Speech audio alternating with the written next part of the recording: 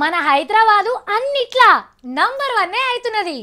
కోటి మంది జనాభా దాటిన నగరాలల్లా నంబర్ 1 ఉన్నది. ఇండియాలో బెస్ట్ టూరిస్ట్ సిటీ లెక్క నంబర్ 1 ఉన్నది. చిన్న రాష్ట్రాల రాజధానులలో కూడా మనదే ఏక్ నంబర్. ఉండకుంటే సర్కారు ఊకోదు కూడా. కానీ ఎక్కడనో ఏదో ఎటమటమైంది.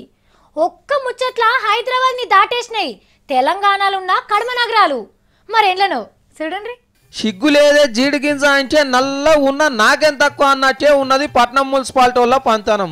మొన్న సెంటర్ సర్కారు బయటికి తీసిన స్వచ్ఛ భారత్ చొక్కమైన నగరాలల్లా భాగ్యనగరం చూద్దామని వచ్చిన ఢిల్లీ ఆఫీసర్లకు ఈడ గల్లీలన్నీ గలీజ్గా. ఈ పట్నం కంటే వరంగల్ వంతవాళ్ళు నయం 33 జాగాలు ఉన్నది. మురికి చెత్త కంపు లేకుండా హైదరాబాద్ కంటే ముంగట నిజామాబాదు, రామగుండం, మిర్యాలగూడ, మహబూబ్ నగర్, కరీంనగర్ ఉన్నాయి.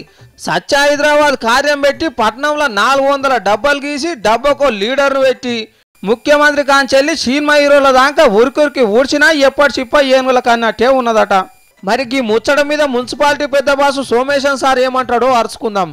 సారు, విశ్వనగరం కాబోతున్న హైదరాబాద్ను దేశంలో 275 ర్యాంకు తెచ్చినందుకు మీకు థ్యాంక్స్ చెప్తున్నాను సారు. మొదలు 275 ర్యాంక్ ఇవ్వడం కరెక్టే కాదు, వాళ్ళ మెథడాలజీలో తప్పు ఉంది.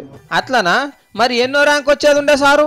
Okay, we may not be the top, but definitely మన ఒక 10-15 లోపలే మన సిటీ ఉంది. ఇన్నరా 10-15 ర్యాంక్ ఇచ్చేది ఉండేనట. అంతేగాని ఫస్ట్ సెకండ్ 10 లోపు రాదని సోమేశన్ సారు కూడా ఎరికే. కానీ సారు, గవ్వ రాకుడున్నా గల్లీ సాఫ్ చేసే గడియ తిరగలేకుంటే ఎట్లా చెప్పు?